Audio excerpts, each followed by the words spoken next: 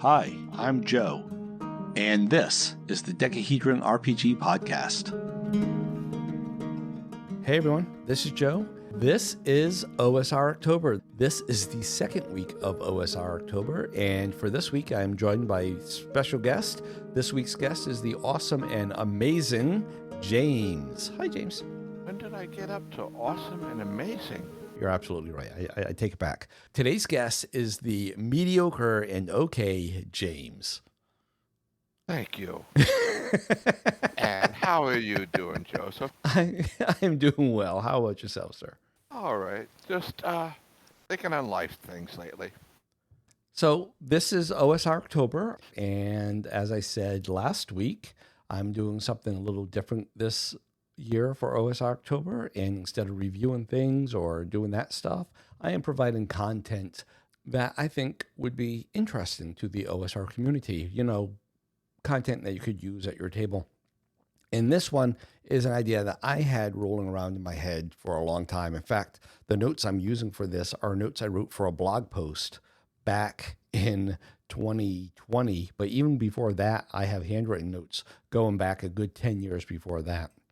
So the notes say, D&D was my first RPG, Traveler was my second. Like any other game, Traveler has good parts and bad parts. Whether any given part is good or bad depends on who you're talking to and when you're talking to them. For example, young me thought that the vector-based starship combat rules were the bee's knees, but the older me thinks that they take away from the role-playing in the story and turn it into a tabletop tactical battle game. Anyway, one thing that I always loved about Traveler was its life path character creation rules. Wouldn't it be neat to do that for D&D, I asked? No, James replied. That James is you, by the way. I don't want to die during character creation. Fine, I said. No character death, but there's still a risk that bad things will happen to your character, but it won't die. And so that was the impetus. That was a conversation we had probably about 10 years ago when I started working on this. And it is mostly done. I thought it was mostly done, but when I was looking over the notes last night, I started working on other parts of it. But we're going to demonstrate it. And if people like it, maybe I'll throw it up on a blog post. If they don't like it, maybe I'll just ignore it and let it wither and die. But we are going to make a D&D character following my notes for Traveler style character creation. So we are going to start like we always start with any other character generation for D&D. We are going to pick up 3d6 and we are going to roll them 6 times. 1 for strength, dex, and all that fun stuff. And are we going to keep them in order, or do I get to move them around? We're going to do 3d6 in order, mainly for time more than anything else. Okay, here we go. 15. So strength is 15. Intelligence. 13. Dex. 16. 1 6. Wisdom. 16. Jeez, you need to keep those dice. Yes, I do. This is an amazingly high stated character. Are you sure you're not rolling 3d20 or something? Constitution. Okay. 26. Oh, I threw that 20 in there by accident. So that is 5, 4, 4. So 9, 13. Still a high score. And charisma. Don't forget comeliness. Nope, this is D&D. No such stat. Oh, come on. 11. Wow. Your lowest stat is exactly average. Charisma. All right. Hey, every once in a while I get lucky, but I get lucky when it doesn't even matter. All right. So, sir, your next decision that awaits you is your character class. This being not basic D&D, original D&D, although, it flip-flops whether these rules are written for OD&D or like basic expert, but whatever. Okay. So cleric, fighter, Give me magic user. Ooh. I'm thinking, what was my wisdom again? 16? 16. I'm thinking clerical magic user. That was an option. Fighter, cleric, or magic user.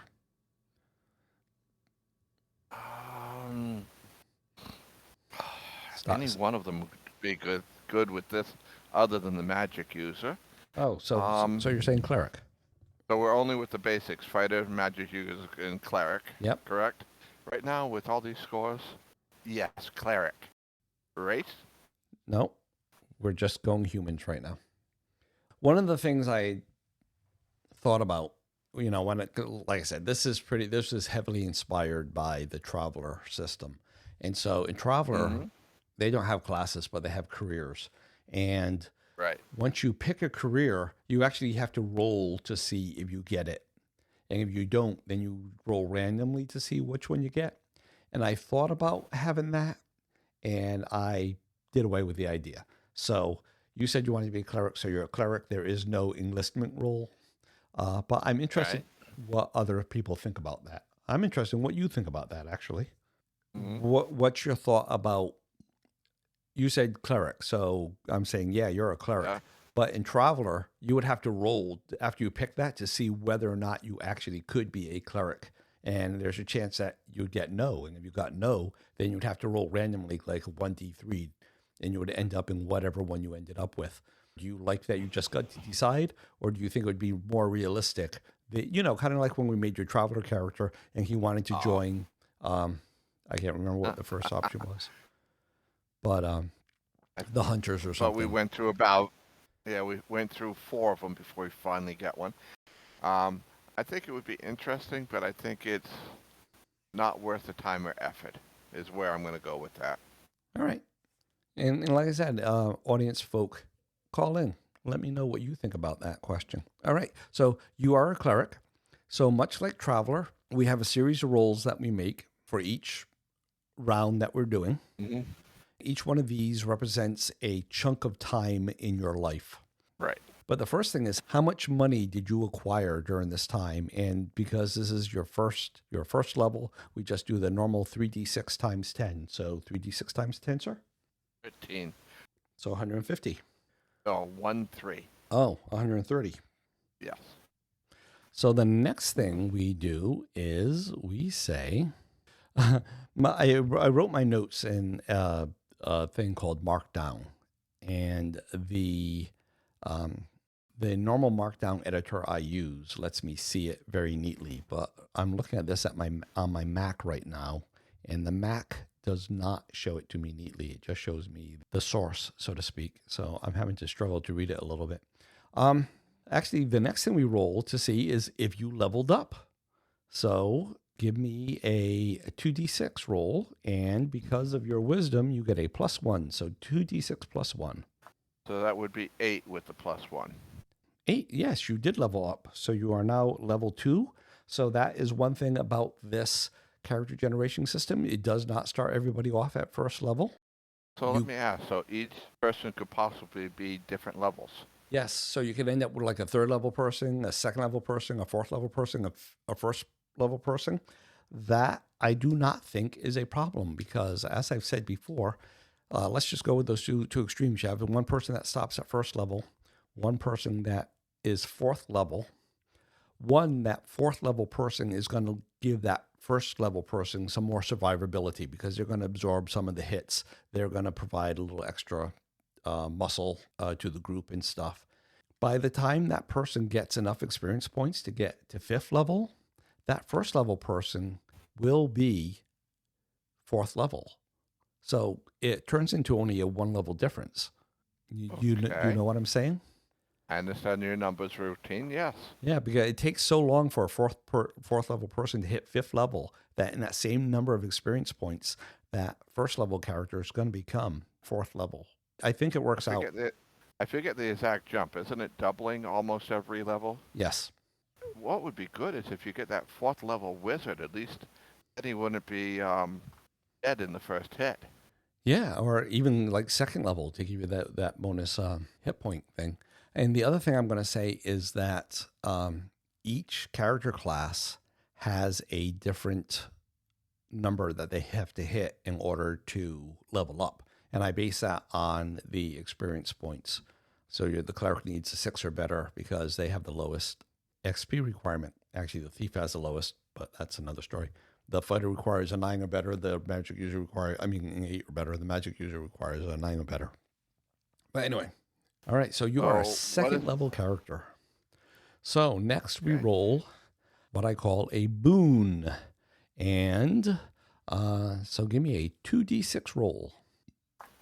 11. 11. And because you also get a bonus +1 based on charisma, but you don't get that because your charisma is not high enough. So give me a 1d8 roll. And it is any pluses or just straight? Nope, it's straight. 5. 5. You got a +1 shield. That's nice for a cleric. Isn't it?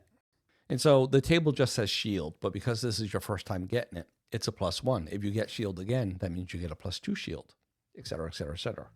Okay. All right. So the next roll I call Bane. So roll 2d6. 6.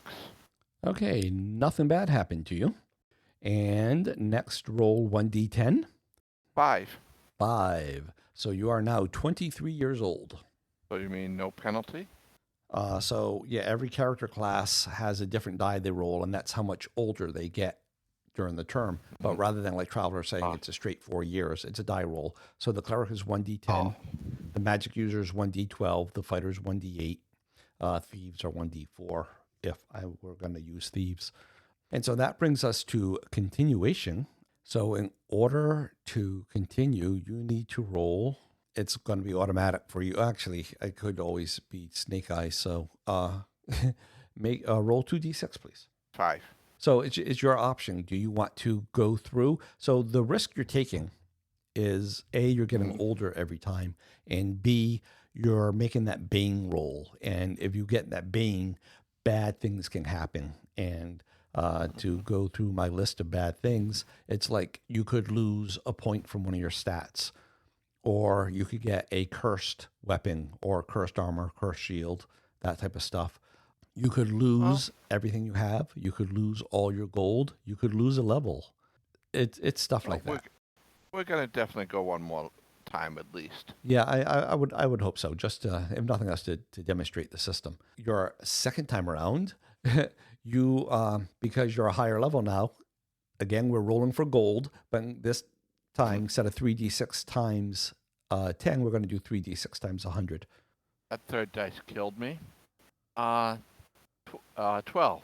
12. I rolled a 6, a 5, and a 1. But still, that's 1,200 gold pieces on top of the 130 you already had. So, so that brings I should you be able to outfit myself well.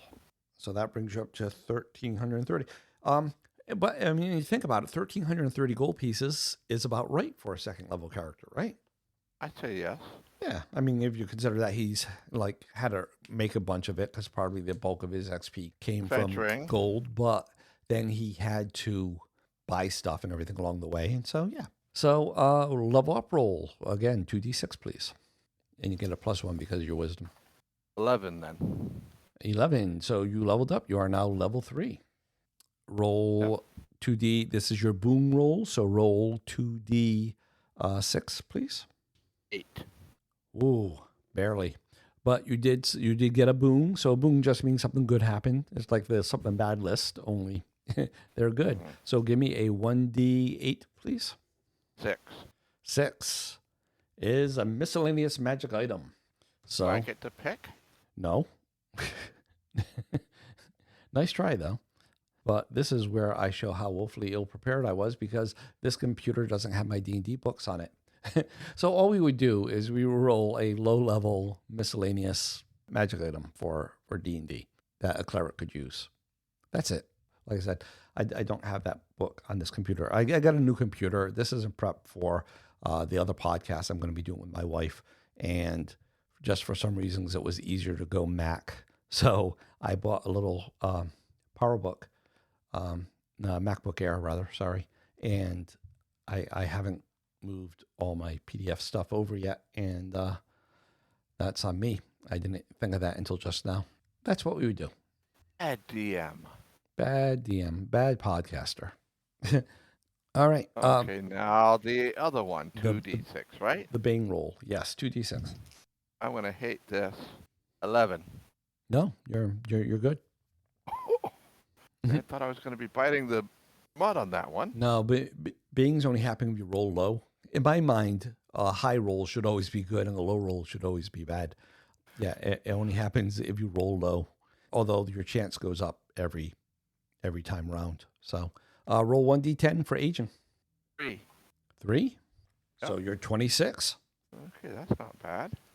Was there one more roll for this age? Yeah, the one to see if you get to continue. And what was that, 2d6? Yep. 10. Yeah, you get to go again. So do you want to do one more? And if so, because of time, we'll call it after that one anyway.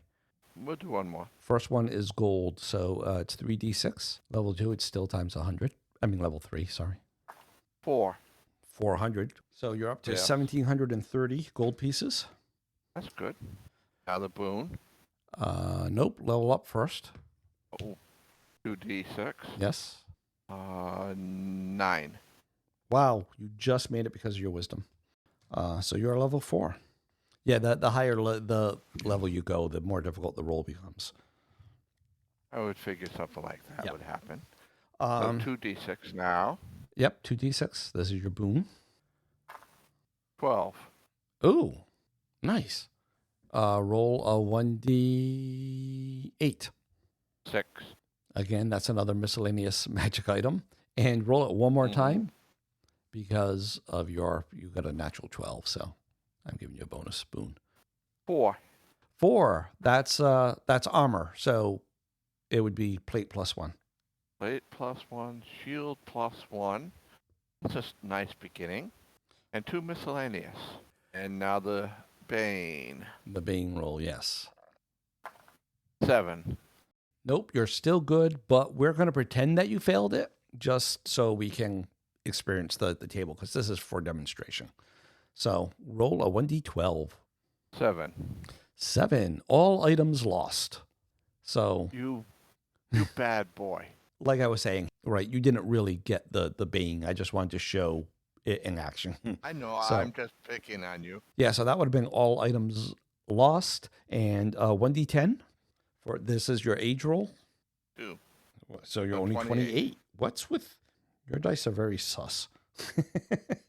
I told you that we could do it on D20 so you could see him. No, I trust you. I was just And it doesn't matter because you're not going to let me play this character.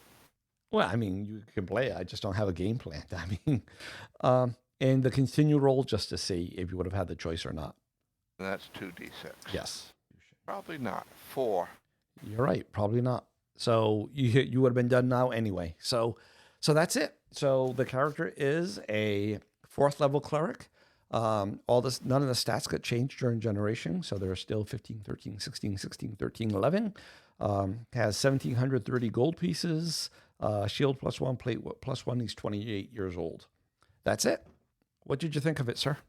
I think it's definitely interesting. It would definitely make for an interesting open session because people are usually all first level. So it's like, let's run, hit one thing, and come back every adventure. So it definitely would add to the game. I always hated starting at first level. I had one DM that would start at 2nd or 3rd level just to make it where you weren't always running back to town after one hit or dying after one hit. That's because I don't know if that's a good or good. That's because you're a munchkin. I'm going to disagree on that. It's just you have to turn around every time you get in one little fight, even if you get a scrape. So, in my opinion, the other way, just give it a level 2, is more playable. What is your opinion on that? It's part of the game. So I play a game called Telengard, which is very much based on early D&D. Only you're playing kind of like a fighter magic user type thing because there's no classes. But anyway, but that is definitely the skill that you need to do in the game. You go into the dungeon, you don't even move. You just wait for a wandering monster to find you because you don't want to have to find the staircase back up. And you kill it and you go back up and then you come back down and you wait for the next one. You kill it until you hit your next level. And you start with more hit points. Anyway, Dave Arneson, the guy who invented the game, his original concept was hit points were very different.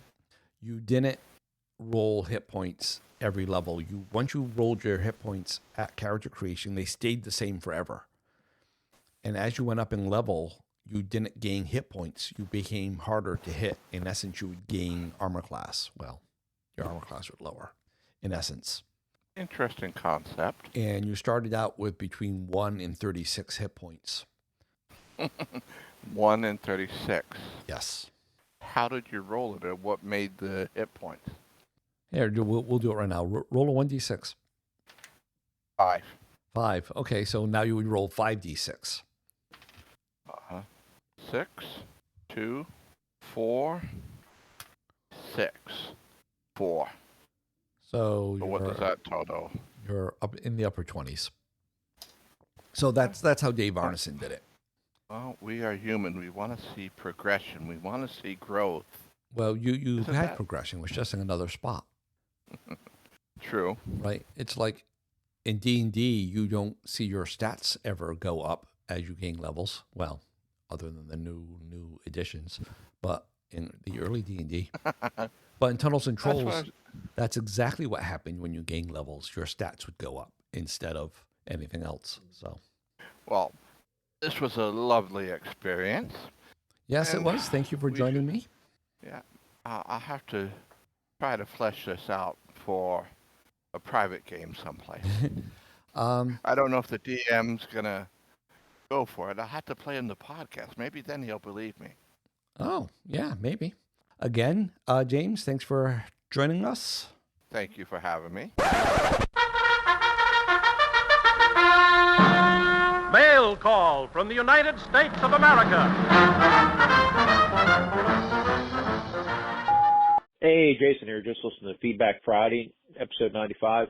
I won't go on about a bunch of things, but I will say that it does appear the Star Cops DVD is PAL, but you can buy region-free DVD players, which really expand what you can watch. I would highly recommend them. Because I have a region-free DVD player, I can get the Region 2 and the different region DVDs, which let me listen to the correct music for certain shows like Quantum Leap, and let me get shows that just aren't available because of rights issues or whatnot. So I highly recommend checking out region-free DVD players if you want to be able to watch things other than DVDs in whatever country you currently live in. And if this violates the spirit of the show, I apologize. Just know that I'm out here listening and enjoying the show. And I really like what you're planning on doing for OSR October and looking forward to listening to it. Take care and talk to you soon. Hey, Jason, thank you very much for that call. So it's interesting that you talk about the region-free DVD player and stuff, because there was a whole part of that response that I cut out during the edit because I was like, wow, I'm getting way off topic here. And that was when I lived in England, I was in the Air Force. And so AFES, that's the Army Air Force Exchange Service for you civilians out there. AFES, the BX, they would sell you region-free televisions and region-free VHS players. DVD didn't exist back then. And I always wanted one of those, and I never got it while I lived there. And when you came back to the States, AFES wouldn't sell you one unless you had orders, to do another overseas tour or something, which I never did. And I always wanted a region-free player, television and VHS. And when I got to Texas, I met a friend, and she was really big into British television. And, me just coming back from there, so there was a lot for us to talk about. Yeah, that would have just got me all sort of cool points if I had one, but I didn't. But yeah, I talked about all that, and I cut it out. So I guess it's here. As for region-free DVD player, I think the way I'd actually go. So first of all, I don't watch DVDs from the DVD onto my television. Our television is mounted on the wall above our fireplace with only the mantle below it. So it's very clean appearance. There's no wires or anything. All that's behind and through the wall and stuff. Well, actually, I guess it's running along the side of the fireplace, but my wife tucked in the wires very well, so you can't even see that they were there. And so there's no place to really put a DVD player there. So what I do when I get something on disc is I rip it. And I don't think there's anything wrong with it. I'm not distributing. I'm not sending out pirated copies everywhere. I'm not saying, hey, James, you want to copy this movie or anything? I rip it. It lives on a server on my computer. And then I have an app on my Roku that will stream. Well, actually, I guess technically speaking, it's my computer that's streaming it. But any movie I have on my computer, the app on the Roku will play for me and use all my Roku commands. So that's how I do it. I don't have a built-in DVD player on my computer. It's a USB DVD player. And of course, you can swap the regions of your DVD player when you first get it. I think there's a limit, like 4 times or something. Not DVD player, DVD drive, on the computer. But, they're cheap enough that I would just buy another one and set that one to UK, well, the European region. But, as I'm saying that, okay, well, then what if I wanted something from the Eastern regions, like Japan or something? But I don't think there's a chance to get, like, an anime series or something from Japan that is dubbed in English. So I think I'm safe there. I mean, I only speak English, so it would have to be English-speaking countries I would watch the DVDs from. Thanks for that call. Hey guys, Jason here. Really enjoyed the Tunnels and Trolls character generation. Sorry I missed that. I'm still a little bit sick. I missed my Wrath of the Righteous game that day as well, Pathfinder 1 campaign that I play in, due to being sick. So it wasn't just joining you guys that I missed out on. Anyhow, I like the character creation. I think I like it better for D&D than Tunnels and Trolls. You lose the ability to re-roll on doubles when you do it the way you did it. Although you might house roll that out because you're a mean GM. But overall, very interesting character creation method. And I'm definitely looking forward to getting with you to create a character to play in that game. So, great job. Looking forward to the future OSR October episodes. And definitely looking forward to the 100th episode. So take care. I will talk to you soon. Hey, Jason. Thank you for that call, too. As for you being sick, maybe I'll believe you. I don't know. No, I'm glad that you're starting to feel a little better, though. And, these things happen. I get it. As for liking the method, well, thank you for that. You said you liked it better for D&D. It was originally written for D&D, developed for D&D, whatever. So, kind of makes sense. But I think it works equally well for Tunnels and Trolls. And I'll give you the 2 reasons. You said, first of all, because you can't re-roll the doubles. And I think you meant triples because it's character generation. So you're rolling 3 dice. And the roll is called tarot. Triples add and roll over when we're talking about character generation. And I would argue that if you wanted to use the tarot rules for Tunnels and Trolls, this actually gives the player some more options here. And you could even get a little gamist about it and make it kind of exciting, right? Because, okay, so the first set of rules, the baby stage, you don't have any control over. They're going where they're going. But then when you're in that second stage, and say you rolled a 1 somewhere during your birth stage, and then you roll another 1, like early on, you can say, I'm going to put that where the other 1 is and hope I get a 1 during the third phase, and I can make the triple, and then I'll re-roll it, because you still know what all the dice were. And I would allow that because you're running a big risk then, right? Because you have the 1 and you threw in another 1, and now let's say your lowest roll is a 2, and do I go with a 3? Do I burn one of my high dice on there just to bring it up to an 8? Oh no, I think that would be wonderful. I would totally allow tarot for that. But the other thing about tarot is the game that this character is being rolled up for, the game that you and Daniel will also be playing, is being played under Tunnels and Trolls 4th edition. And the tarot rule was not a rule in 4E. Yes, I'm not using that rule, but it's not because I'm a mean DM. and I think mean is kind of a harsh word. I like to think I'm a strict DM. Anyway, it's not because I'm a mean DM. It's because that's just not the rule in this version of the game. That rule doesn't show up until the 7th edition of the game. Like I said, we're playing the 4th edition, so it doesn't exist. Would I allow it?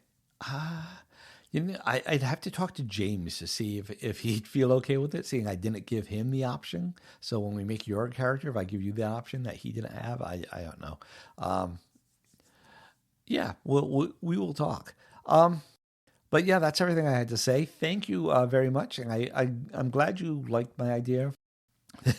Thank you very much for that call, and I look forward to hearing from you again. And everyone, by the way, that was Jason. Jason's the host of the Nerds RPG Variety Cast, a truly awesome podcast. Links are in the show notes. All right, Jason, thanks again. Take care. Well, that's it for this week. I would like to thank James for joining me on this episode. I would like to thank Jason for the voice feedback. I would like to thank all of you for listening. And just a quick reminder that we are currently doing a giveaway. Write in to say that James is a munchkin. I mean, you clearly heard the stuff he said today. I suppose if you wanted to, you could say the other thing. But yeah, we're doing the giveaway. And we're going to be meeting to record it on October 28th. So we need entries in by October 27th. Pretty much just tell us whether or not you think James is a munchkin. Though the prize is going to be, we don't really know what the prize is going to be. So if you have an idea, let us know what you would like for a prize. But right now, the current front runner is Jason, who suggested not current front runner for the giveaway, but for picking the prize, he suggested a dice bag from Munchkin, the Steve Jackson game. So I kind of like that idea, and it's Munchkin related, so that's what I'm going with. But I'm open to better suggestions. Anyway, like I said, we need that entry in by the 27th. And again, I appreciate you all for listening. Please send us feedback at Dekahedron.com, or call the feedback line, which is 562-774-2278. That's 562 RPG Cast. Oh, you can go to sayhi.chat/Dekahedron, in case that phone number is long distance for you. You just prefer to do it online. And of course, you can do it by text. You can either text that number, or you can just type an email to that email address. Anyway, all those options work. They're all in the show notes. They're all in the outro music that you are about to hear. Maybe you are hearing it right now. Or you can just go to www.dekahedron.com. Remember, spell Dekahedron with a K.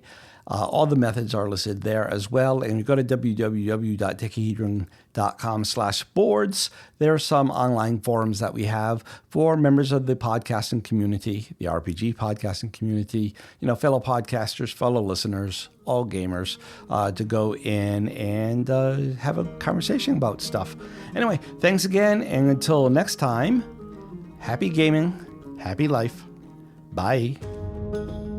We hope you enjoyed this episode of the Dekahedron RPG Cast. We'd love to hear from you. You can leave us a voice message by calling 562-774-2278. That's 562-RPG-CAST. Or by visiting sayhi.chat/Dekahedron. You can also email us at feedback@dekahedron.com. Links are in the show notes. For more information, visit dekahedron.com. Remember that Dekahedron is spelled with a K. Music is by Kevin MacLeod. Logos by Design Cat. Thanks again for listening, and until next time, keep those dice rolling.